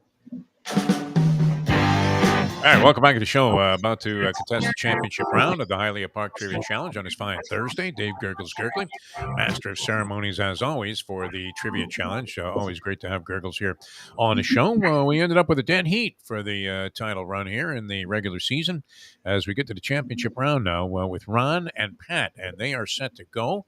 Dave is going to fire off a question. Guys, I know you're familiar with the rules, but by FCC. Well, the FCC is kind of like the NCAA now, isn't it? They don't really have any regulatory powers over anything, and yet they still exist, which is amazing. Somehow funded by what? Not exactly sure what piece they get. It's kind of like the World Boxing Council gets a piece of every championship fight, even though they don't do anything, which is great. I want to run one of those organizations. It'd be fantastic. But anyway, by some kind of regulation, we are obligated to give the rules. Dave's going to fire off a question. Call out your name if you'd like to answer right away. Nobody answers right away. Dave gives it a little slight delay, like a head fake, and then boom, multiple choice. First person to call out his name gets first chance. We go back and forth until we have a winner for the championship of the Hialeah Park Trivia Challenge on this last day of August of 2023. Here's the great Dave Gurggles Gurgley. Hi, guys. Good luck. Sports. What is Elliot Panico's sports claim to fame? Elliot Panico. Anybody? Elliot Panico. All right, here we go. A. That's the name of the Curacao pitcher who sadly gave up the home run to lose the Little League World Series. B. That's the name of the owner of Disarm, the horse who finished second in the Travers. C. That's the recent champion of singles in the highlight at Magic City, where the Polyman works. Wow. Or D. That's the name of the Nashville SC goalie who missed in the shootout versus Inter Miami. Anybody? Who's that? Yeah, Ron said his name. Yeah, Ron, what do you got? Okay, what do you have? Let's go D as in dog. D. Wow, I was correct. That's the goalie who our goalie stopped, and then he made the shootout with that terrific game against Nashville SC. Well done. I don't know how deep your Let's see, Nine will give you your gift certificate. Congrats. yeah. I don't know how deep your soccer knowledge goes, but have you seen this That was guy? I it. mean, they played him again That was last night. No, but I mean, why does he wear the water polo hat? The goalie for I don't know. Nashville. Does he have a Maybe to cauliflower avoid ear? any I mean, shot. Maybe it's to stop some shots with his head. I don't know. Maybe it's good. it's very strange. I mean, he's the only guy I've ever seen do this, and he has like a little water polo cap on, and you feel like yelling, "Hey, you with the sneakers, out of the pool!" I mean, what are we talking about here? It's crazy. All right, excellent job, Gurggles. What's on the agenda? Will we be seeing you out there Big punching away? lunch meeting with Larry Little and the gang, and then getting the course ready for all the play. We're very busy. We aerated last week, so we'll be set for the season. So a lot of tournaments coming up, and a great place to come out to Miami Lakes Golf Course, formerly Schuler's. Come on out, stop by, say hello. I'm here usually Monday through Thursday. That way I can get the racing form early for Friday and Saturday. But otherwise, I'll try and see Mike tonight at Landlubbers. And then now the next 2 weeks we are off. Is that correct? Possibly so. Yeah. Yes. All right. Well, you let me know. Keep in touch. We'll work whatever we need to do. All right. Sounds good. All right, Dave gentlemen. Gurggles Gurgley, ladies and gentlemen. All right. We will be coming. Well, we're here. A couple of things, though, before we get going, right? We just took a break here, Lubie. What do you want to do? You want to keep going? No, we're here. Yeah, we're fine. We're going in like 30 minutes. Okay. All right. Very good. I'm looking at this. We should mention this in honor of the great Jim Sarney, who would say that we were completely neglectful and obviously biased, and what would it be? Sexist, misogynistic. I mean, all of the things that they accuse men who don't care about women of being, like a Donald Trump, right? That's us. May as well be Trump himself. That's who we are. Just grab him by the you-know-whats. The vagina. Right? So they had this thing in Nebraska where they had the volleyball team playing in the stadium, the football stadium, and they drew 92,000 people to this event, which is the largest crowd ever for any women's sporting event. What is this? You know what it is? Because Sarney was giving me shit about this, and he said national media is covering this. I'm like, they're not. I've not heard one thing about this. Is Nebraska volleyball known as being, some dynastic type of team? I don't follow women's college volleyball enough to know. I would think that like UCLA or yes, USC, one of these West Coast teams who play volleyball on the beach year round, probably has the best volleyball players. No, because it's a more acknowledged sport there. Yes. Where else are they playing big time volleyball? I've never heard of Nebraska volleyball ever. Nebraska volleyball? I mean, they're barely scratching the surface anymore in football. We don't know what they're going to do. Have they rebounded from this horrific period that they had after being an international power forever, right? Nebraska was one of the feared teams in college football year in and year out. Dr. Tom Osborne. Until finally, and still to this day. And what sounds better than deflected away? Deflected away! Kenny Calhoun gets barely a fingertip on this ball. The Hurricanes blowing just what seemed to be an insurmountable lead that they built early in the first half. Schnellenberger warning everybody, watch out for Steinkühler. The fumble risky. And sure enough, I mean, they run a trick play that goes for a touchdown. Lubie in the comeback. When the trick play triggers a comeback, a reversal of form in a game, the fans love it, don't they? But, wow, when it ends up being a loss for the team that seemed to have complete command of the contest, that trick play, I mean, just looms large. And it unfortunately fosters the desire of fans to see more trick plays being called. That was always my favorite thing when, people would call in, they say, what's wrong with the Dolphins? And, they go, you know what they need to do? They need to run more trick plays. Okay, that'll do it. That'll solve it. I'm a big fan of the trick play. Well, Nebraska has won 5 titles in the state outside of being known for football program years ago. Supposedly they are a powerhouse, and the state loves volleyball. And they've been planning months to break this. Is set the record of attendance for a women's sporting event worldwide. It was previously held for a Spain-Barcelona women's match. Now they have the record. It's paid attendance. I still don't understand why all those people were there. 92,000. Well, I know why the people were there because there's nothing to do in fucking Nebraska. Nothing. Once they closed Ak-Sar-Ben, the racetrack, I mean, that was it. That was the one featured activity. We had to drive miles through cornfields and wilderness to find that one Native American casino that was there at the time. And literally, I will never forget, we're on the highway. We've been driving forever. Sonny Hirsch, the then fabled voice of the Hurricanes, is saying, just keep driving, kid. Like, Sonny, you're asleep in the back seat. I mean, where are we going? Where the hell is this place? He said it was right around the campus here. We were, and we were there actually, for the Little League College World Series, which, did look a little bit the Little League World Series like the College World Series, didn't it? Were a couple of those kids enrolled And like Cal State Poly or something. I mean, a couple of those California kids, I think they were. St. Louis Obispo, you're saying? That's what they were playing? Pepperdine. They were on the Pepperdine baseball team and also doubling as Little League players.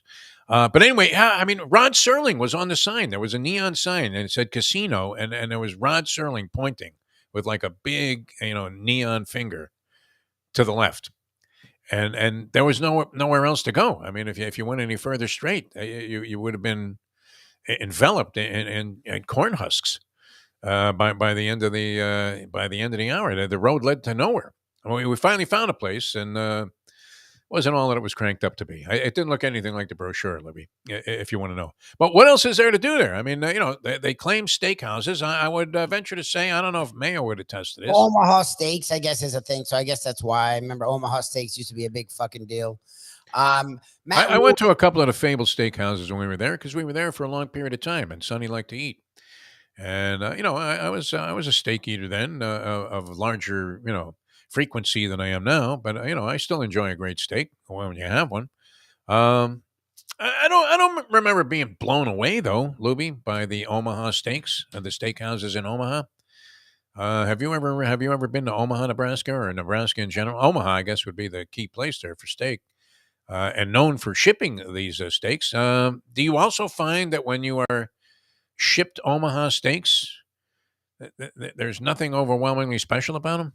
I've never You'd had be better off going to the Delaware Chicken Farm and Seafood Market, picking up a couple of steaks I was there, gonna a say, couple of I've never ribeyes. had it, but I never understood what, there's plenty of steak.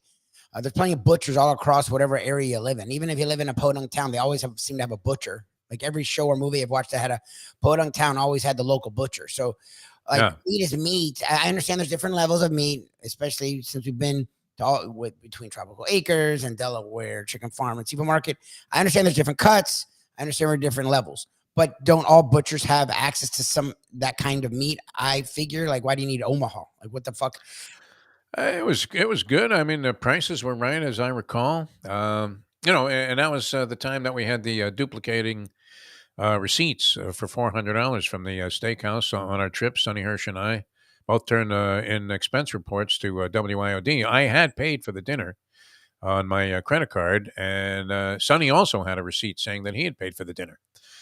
Which I mean, I understand the fudging of expense reports, especially when you're working in the sports department, is I think a clear cut and open license to steal, is it not? But I thought it was appropriate that they called us on the carpet on that one. And what are you going to do now? I don't know how Sonny weaseled his way out of that. Oh yeah, I think he said that he took a separate staff out that night, and the check just happened to be for the same amount. That we cut it in half. I don't know how he got out of that, but he weaseled his way out of it. And you can always tell when the people really don't believe your story, but they're going to let it go anyway, which they did. That was nice. It was a much more prosperous time in the industry. Today, I mean, you would have to think immediate dismissal for somebody. But I would have been the fall guy in that situation. And unfortunately, my ticket probably was going to be the one that was going to get punched if somebody got canned on the job. But anyway, yeah, nothing to do there. I mean, and weren't there more people at one of these Women's World Cup soccer games that was contested? It was 90,000 for 90,000 was a USA women's record. Okay, 1,000 and something, and the world record was 91,000 something, and now it's 92,000 because of this Nebraska volleyball. I guess they're a dynastic program. I don't know if they're number one. I wasn't for a title, but I guess versus Omaha or something. It was a big volleyball match. I don't know. I never heard of it. Nebraska football should be coming back. Matt Rule, the latest attempt at a head coach there, the guy that did a really good job at Baylor, then was a fucking disaster with the Carolina Panthers. Got paid a crap load to go there. He's done decent with recruiting. He's done decent with transfers. We'll see. It is an interesting game tonight with Minnesota because PJ Fleck was the man on the scene 3 years ago when Minnesota was contending for the Big Ten. And then the last 2 years, he's sort of fallen off a cliff. They've been decent in Minnesota, but they're not winning 10, 11 games. I think they're winning 7-9. So we'll see. We'll see Rule versus Fleck. It's actually an interesting game tonight. So tonight's card's actually better than fucking Saturday's card, to be really honest. Between that, the Florida game's interesting. Yeah. They're putting up pictures here. I got distracted for a second there, Libby, of the women that are contestants on this Golden Bachelor, Senior Bachelor thing. Oh, Jesus.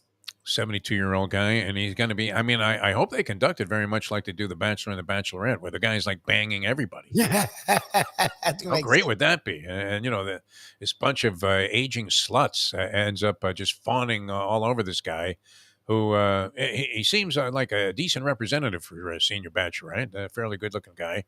But you know, when they cut the age off, this guy's not going for any 60-year-old women, is he? If he's a guy deserving of being on The Bachelor, even in his 70s, he's dating 40 and 50-year-olds. Like, we know that. Like, Yes, come on. I mean, who are you trying to fool here? What is you know, they have that night where they you know, I mean, it's not like they're overwhelmingly discreet about the fact that these people are getting it on during the course of the so-called courtship while they're competing. But then they have the fantasy night. Remember the fantasy suite? Have you ever watched this program? And that's when they're down to like the final field, maybe two or three. I guess women are left, sometimes four. And you know, the guy literally like sleeps with all of them on the different fantasy nights. Comes away. I mean, I don't know what he has left for the fourth woman, but and I'm not sure that they saved the best for the last. And then it turns out like he's fucked them all.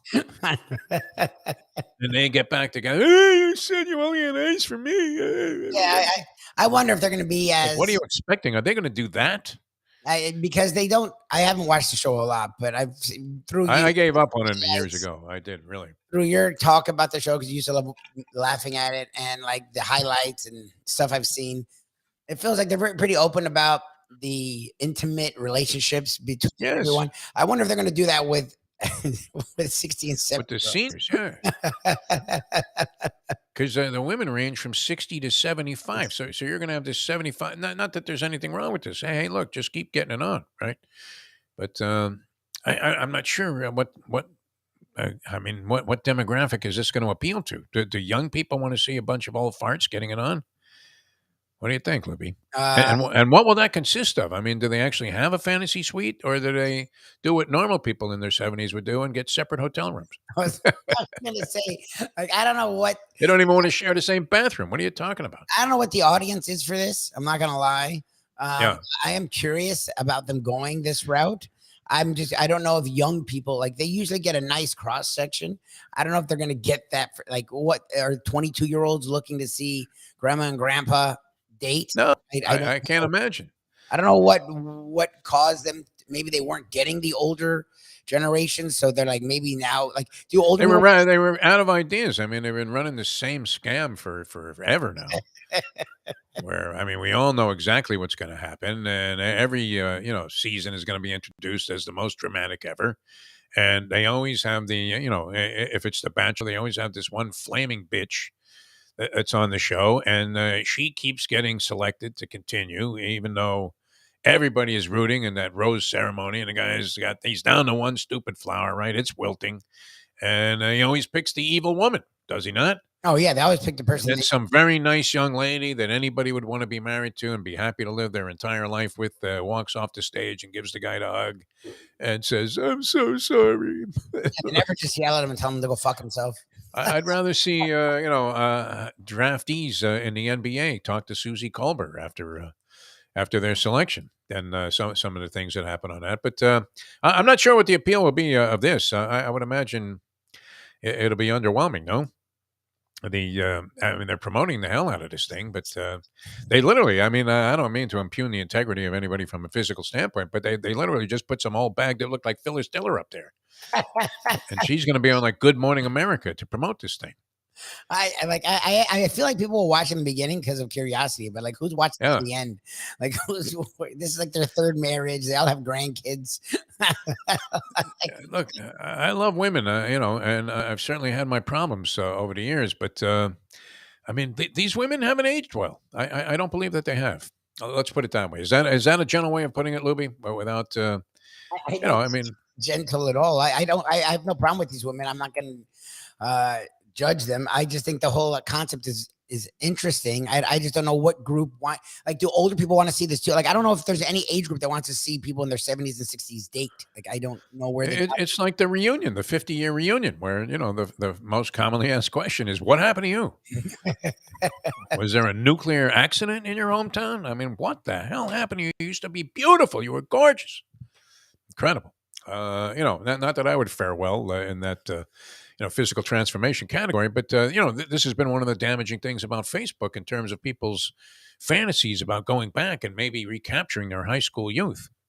And you just out of curiosity seek out some woman, and you have to find out like a roundabout way of it turns out she's had name changes, whatever, and then you find her and you go, yeah, that's her. And then you start looking through the pictures of what she looks like now, and you think, my God, that was the most gorgeous girl in my high school. I mean, Nobody could have anticipated a transition like this. I mean, people in 10-year reunions do transformations. 50 years. If you're expecting someone to look, you're lucky to be breathing, right? 50 years out of high school. Are you kidding me? College, for that matter. Oh my God, Lubie. But you can't expect that people are gonna, look the same there or have the same level of physical appeal. And yet, I mean, isn't that kind of rated on a curve a little bit? Where if you're 72 like I am, and this bachelor guy, golden bachelor guy is, okay, so you're not, necessarily going to be dating the college cheerleader. It's or the Dolphin cheerleading squad is not necessarily gathering around you and programming their number into your phone. Right? Doesn't happen that way.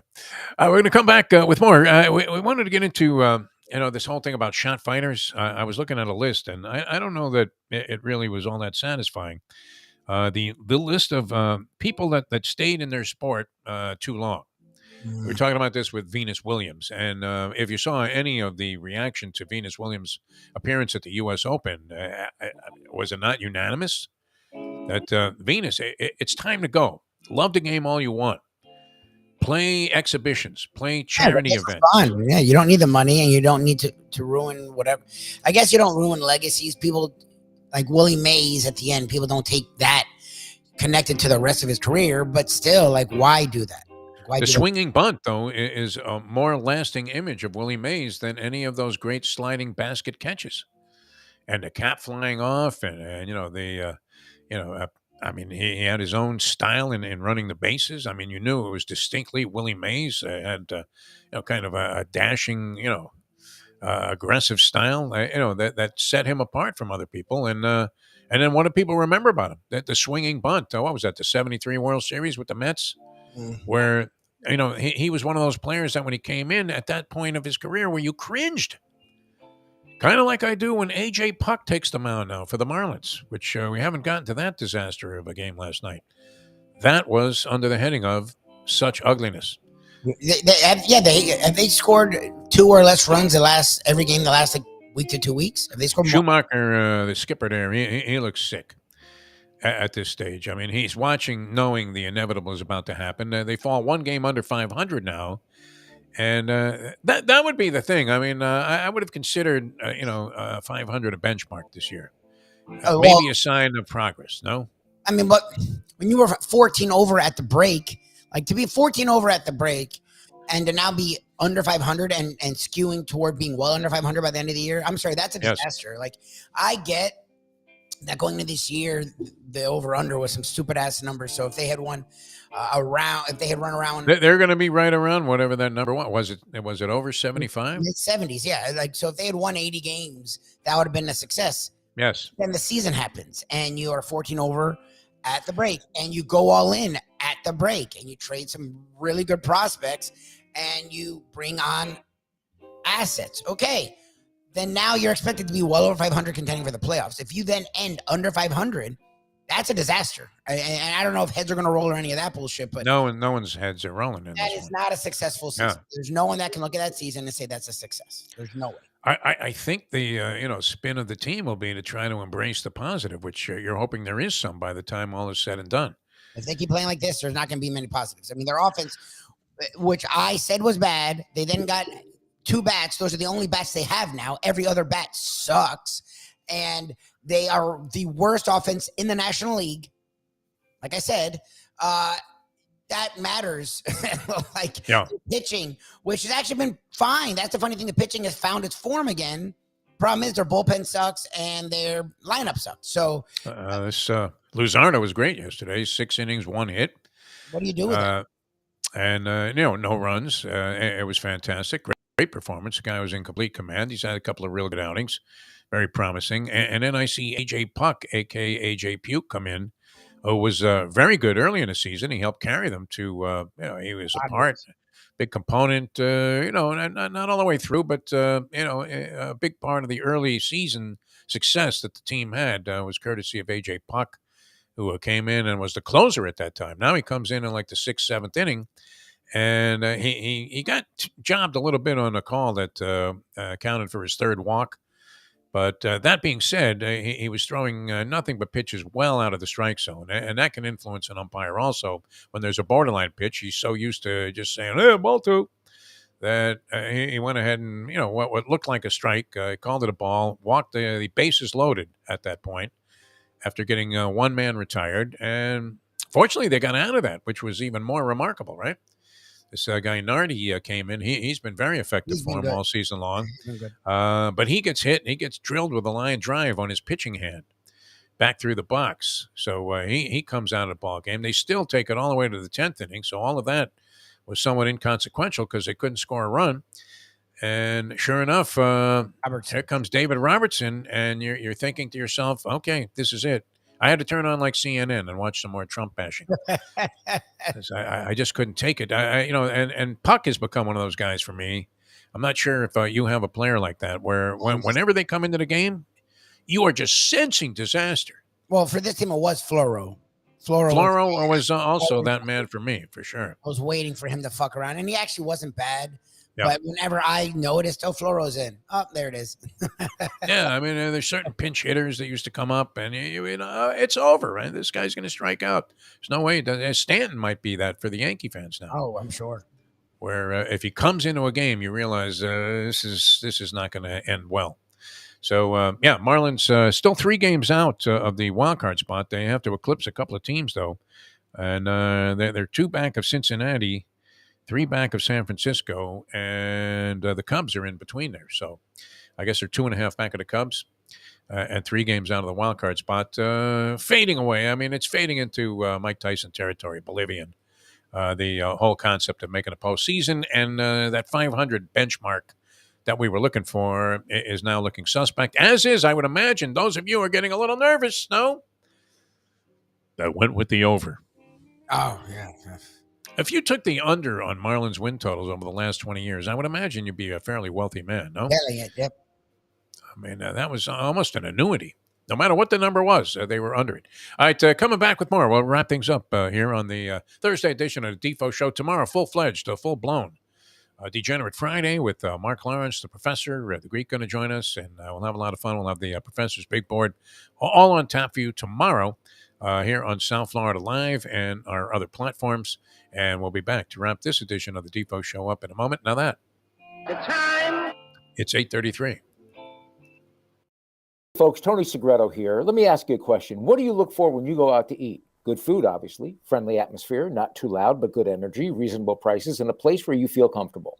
All those ingredients, no pun meant there, are hard to find unless you're talking about the Texas Roadhouse. You see, they encompass all of those attributes. Really, really good food, amazing atmosphere, good for a family, good for a date, or just a night out for yourself, and prices that will make you extremely happy. Their ribs unmatched, steaks hand-cut every day. Everything, and I mean everything, is made on site, including their incredible bread. It's the one day, folks, that you can forget about low-carb diets.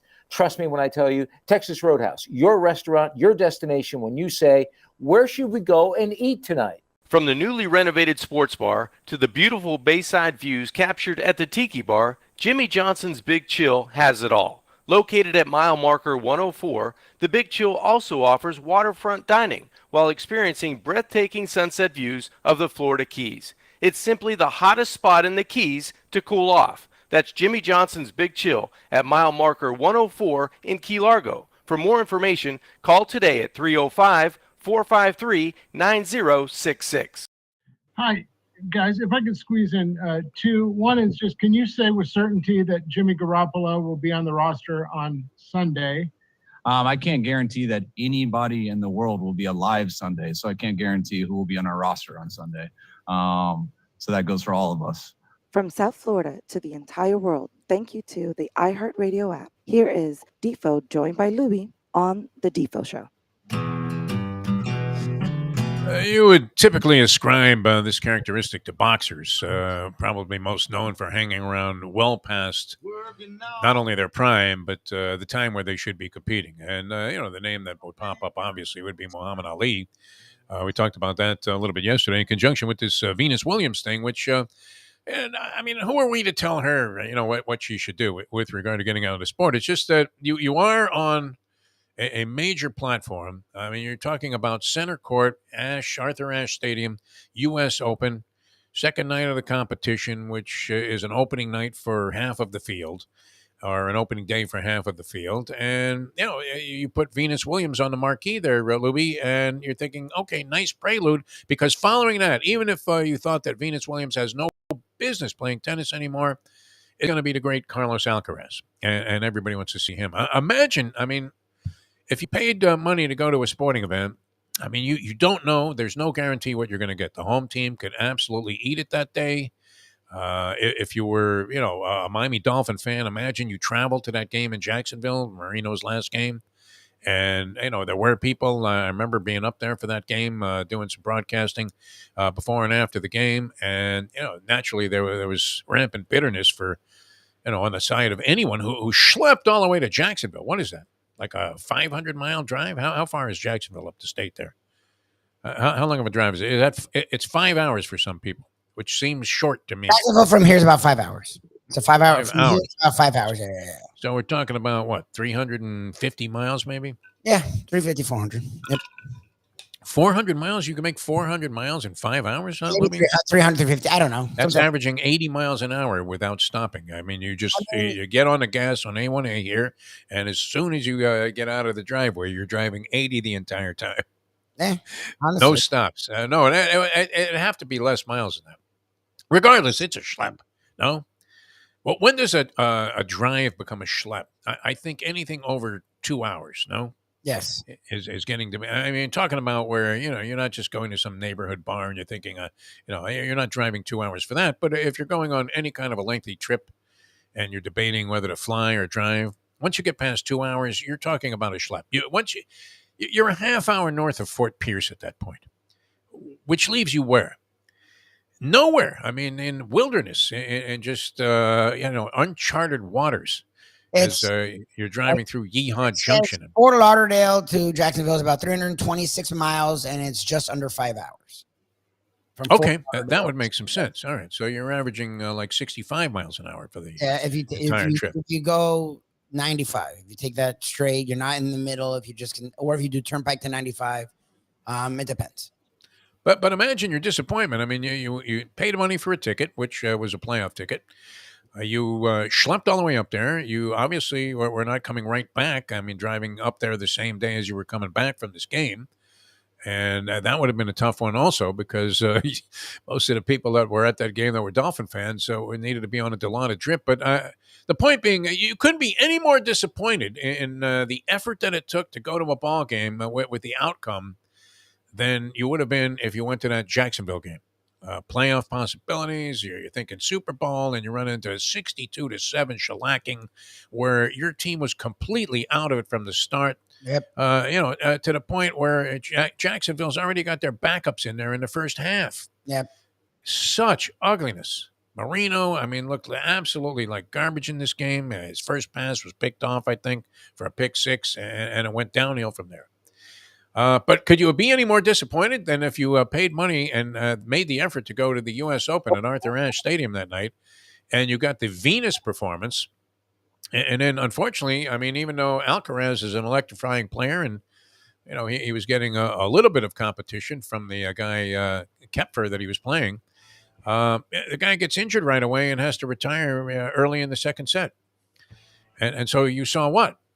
You saw just an embarrassing performance by Venus. And that's where, it gets dicey whether you can respect a player's desire to just keep on going, even though their career should be long over. No. Yep. Anyway, I try to find a list of players that hung around, or individuals in sports that hung around far too long.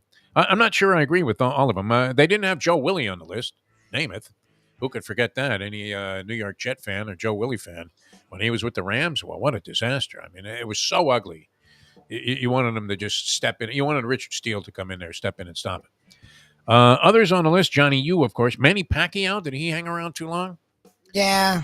I mean, after Money, didn't he fight multiple fights after the Money fight? And he looked sort of done in that fight. Well, he was injured in that fight, and just kept the date for the hundreds of millions. Yeah, he might have. What was it? Was he fighting as a heavyweight at the end? I think maybe Pacquiao started out like $105 or something. Phillip Rivers, did he hang around too long? Yes. Big Ben. Ben was okay. They at least challenged that last year. Deion Sanders, did he hang around too long? Yeah, his years were rough. All right, Terrell Owens hung around too long. I don't know. What do you think there? No, he kept trying to come back, but I mean, he was still fine. All right, boxers. I mean, there are obvious choices there, not the least of which would be Evander Holyfield. Holyfield, who's still fighting when we saw him in Atlanta, and it's like freaking late 40s.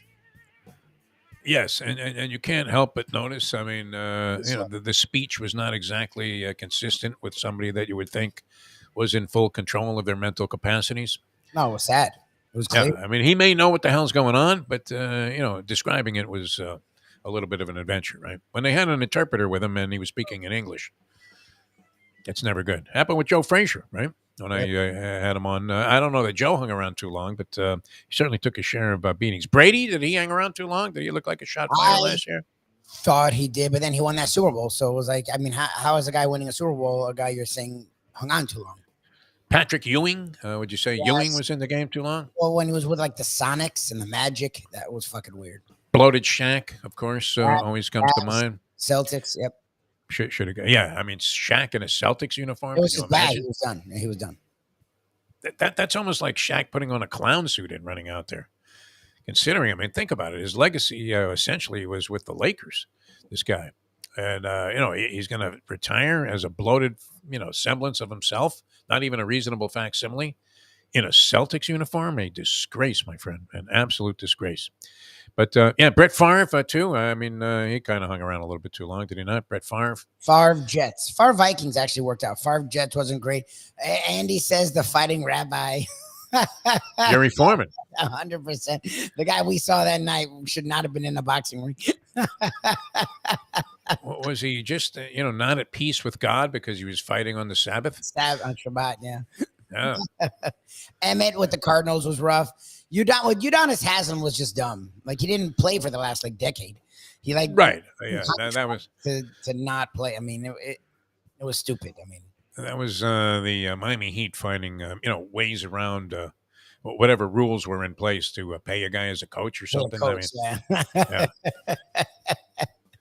I'm not sure. I mean, what guidelines they were trying to dodge there, but I mean, the fact that he was on the playing roster was a bit of a joke.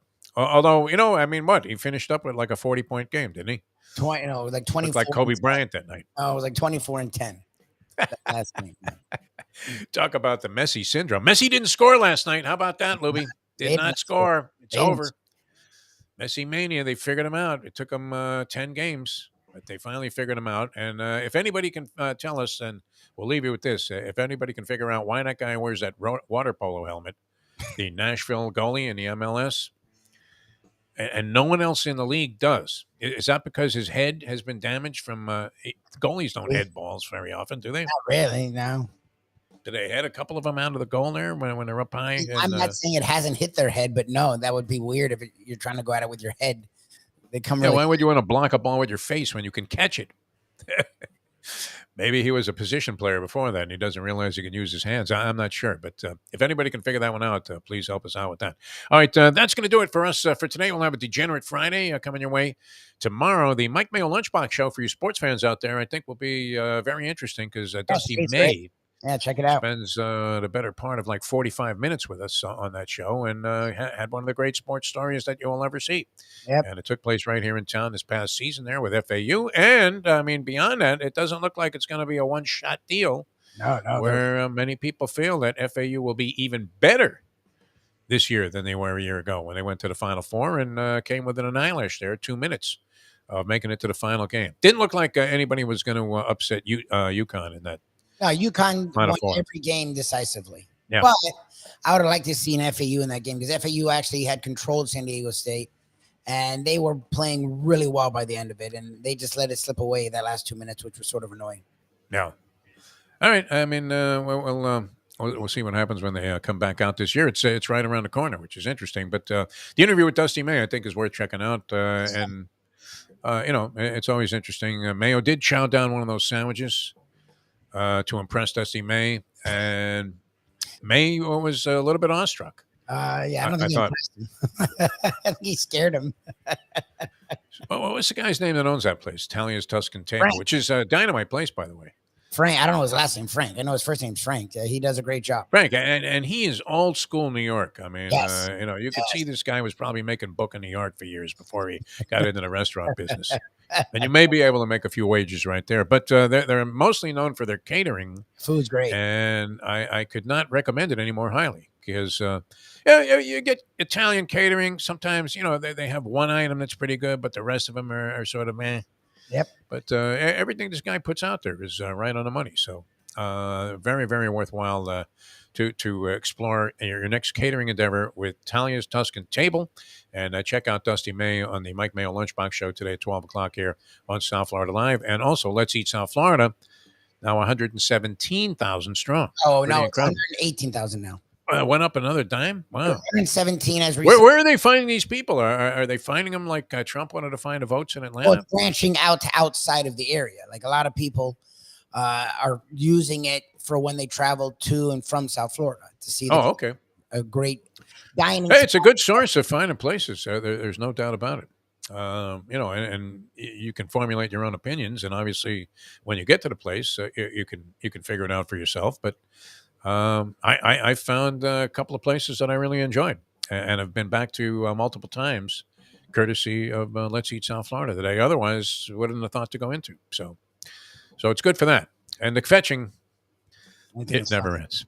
All right, we'll see you next time as we leave you now that. The time. 8:47. Let's go to eat a damn snack. Look what they done to my soul.